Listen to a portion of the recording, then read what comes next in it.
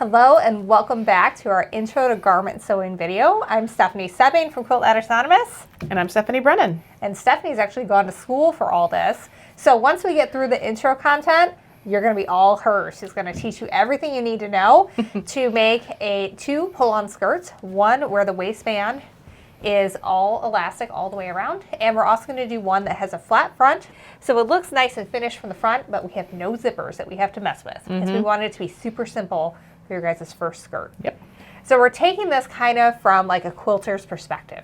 So like you've quilted for a long time, you're interested in garment sewing, but you're just not sure where to start. Yeah. So what we have here today are some fabrics that you might have at your local quilt shop and that we have at ours that you guys can check out and make some fabulous things with. So what kind of inspired this was Free Spirit and Anna Maria Horner came out with a line of cotton lawn. So if you haven't heard of cotton lawn, it is just a little bit drapier, lighter fabric than quilting cotton.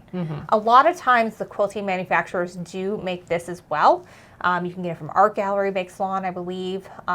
They used to make voile, which is kind of on the similar lines. Also Cotton and Steel you can get lawn from, as well as I believe RJR makes it as well. So you can get lawn from manufacturers. The biggest thing is the drape. We talked a little bit about this in the last video, but why don't I hand it over to you? All right. Tell us all about drape and why it's important for clothes. So drape just basically means like how is the fabric going to hang off of your body? And for different types of garments, you want different types of drape. For these, we want it to be very light, very flowy, also very versatile.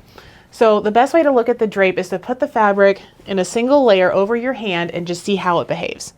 So you can see with this, it's kind of moving along. You can just see how it's falling down, how it works with gravity. So like, for example, in one of our recent videos, we did a quilt shop versus local quilt shop field test.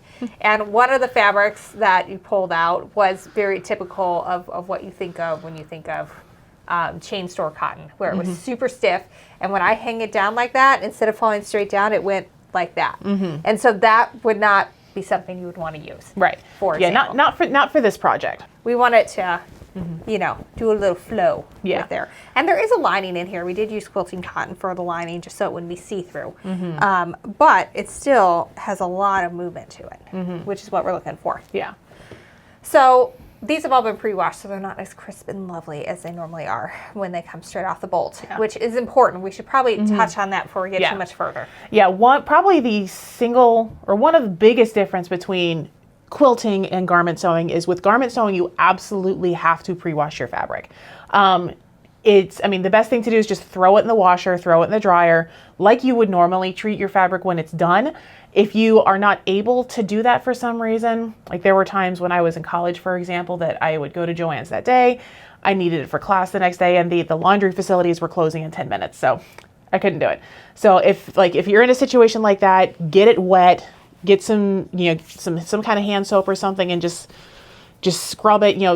Do a mock wash, and then let it dry, just so you get so you're going to get some kind of shrinkage. Right. Yeah, because all your fabric is going to shrink a little bit. Well, most of it's going to shrink a little bit. They shrink at different rates. And with quilting, I think that's kind of some of the charm in it, is that after it washes, you get the crinkle. Right. Yeah.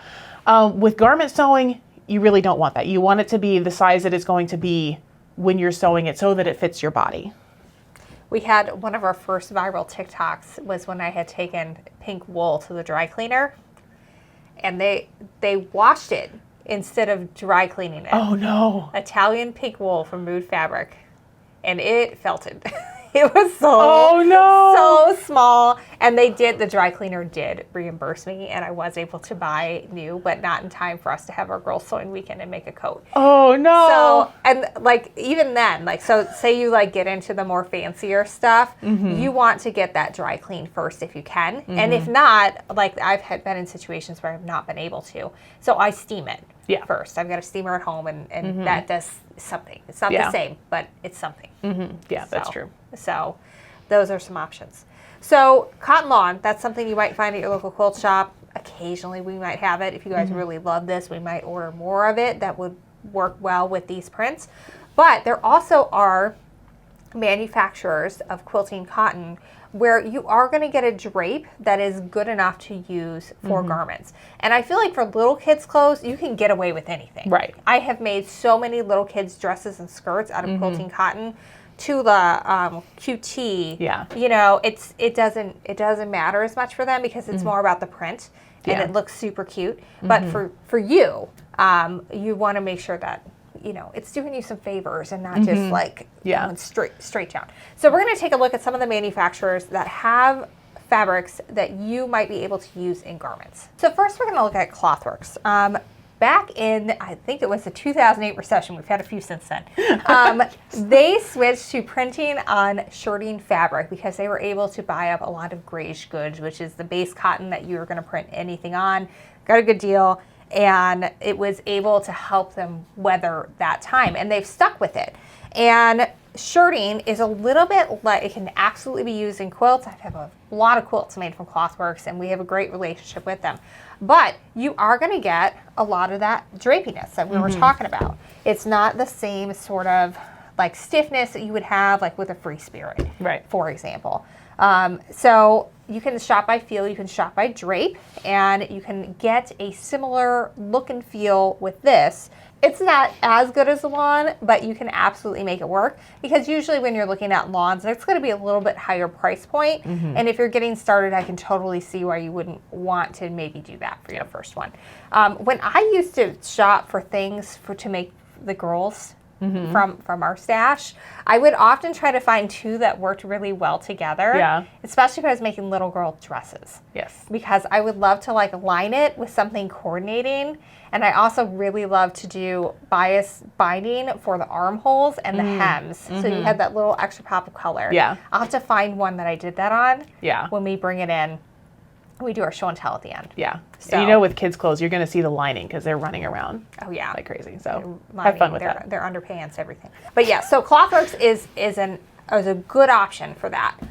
We don't have a lot at the moment, but we have a digital print coming for our next stash with Stephanie. So maybe by the time this is out, we might have some more. All right, so another fabric manufacturer that prints on shirting is Dear Stella. And this one's definitely stiffer, but what I love about them, especially if you're gonna make it for littles, is that they do a great job of coming up with kids and kids-friendly prints. And this would just make the most adorable skirt set. It would just be adorable. Like, I think if you did one of these as the outer and one as the lining, you could make it reversible. It would be so cute. It's just so fun. Yeah, it would be. All right, so these next two are from Art Gallery Fabrics, and these are not shirting like the other two were, but Art Gallery has a different feel than a lot of other manufacturers. It's just so silky. It really is. It's very silky. It was when I first started working here. The stash in that month was from Art Gallery, and it was fun to folding 800 or 8,000 fat quarters. Yes, that was it was a good introduction. But now you can see the drape on this one.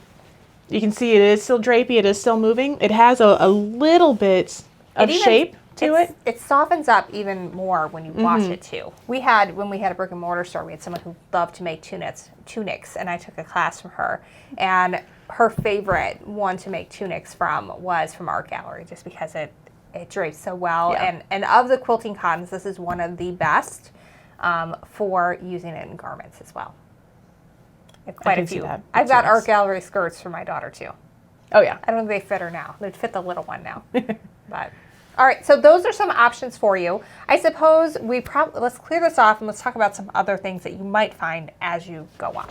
So at the time we're filming this, that's all we have currently is quilting fabric and a little bit of lawn that we ordered specifically for the launch of this series. If you guys love it, we'll continue to order lawn from the fabric manufacturers that make it. But we want to talk a little bit about some of the other fabrics that you might find or you might have in your stash that maybe won't be the best for this project. I'm thinking knit, number one, is what you need to avoid. So anything stretchy is not going to work. Yeah. You really need a woven fabric for this one. We're going to have a flat front waistband, and knit is just, it behaves differently. And you also have negative ease, right? When you have a knit pattern, usually. Yeah. Yeah, because knit fabrics usually have their own set of fabric or set of patterns. And if you look at the pattern, it'll say like not suitable for knit fabrics. This is definitely for that, would fit into that category. Some other things you may want to keep in mind is if you want to be fancy about how things are lining up, you may need to get a little bit of extra fabric.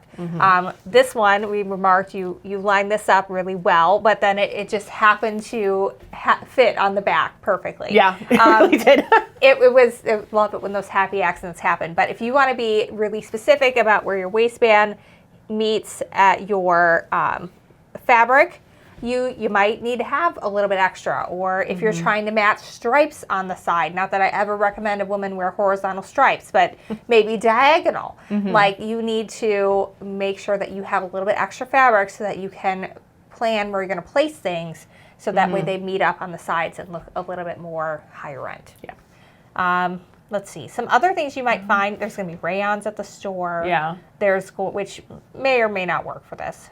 Yeah, it would depend. It would depend on if it needs a lining. You have to think about that. You might need to get lining to go with it. We lined all of our skirts, and we did just use regular quilting cotton for that, and that worked out pretty well, I think. Yeah, it did. I would say probably not a good idea for a stiff wool. Right. Because of all the... Stiff wool, canvas.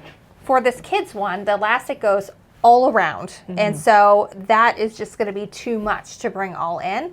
And for the pull-on skirt that have size for adults, I mean, you could do this as an adult too, but the one that we've done specifically for adults only, that one has elastic on the back only, so it would just be uncomfortable if you have to pull it all together. Yeah, it's going to get really bulky. It's also going to be really hard to sew with, to get that elastic in there with a really bulky stiff fabric. Generally, we're looking for lighter weight woven fabrics, and if you can see through it, first make sure you're working with a good quality fabric, because sometimes you can see through good quality fabrics, but make sure you get a lining to go with that, so that way we're not showing off our underpants to go with it. Yeah, we don't want that.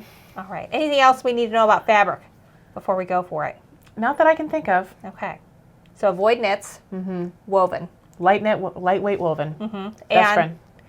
If you want to be matchy, get a little bit extra so you have room to do that. A good way to know is like what the repeat is on the fabric. So like here, this is the repeat from here to here.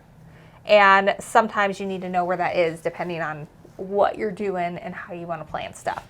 So this is very short. This is maybe 4 inches. They can be up to 18. So it just depends on what you're looking at and how you want to place it. And if you care, if things are perfectly centered and matched on the side, because if you don't, then that's fine. You just get what you need and figure out the rest later as you get more skilled at it. Yeah. All right, well, next up, we are going to do my least favorite video ever of all time. We're going to be back on in leggings and form-fitting tops, because we're going to do a whole lesson on measuring with 3 different body types. We're going to have both of the Stephanies. Yep.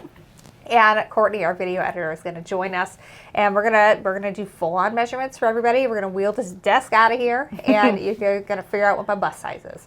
So that is gonna be absolutely lovely. Yeah. I'm so glad to share that with the entire internet. But anyway, so we're gonna do that next. So if you are following along with this series, make sure that you have downloaded the pattern, either the one for just the all-around waistband or the pull-on skirt with the flat front waistband.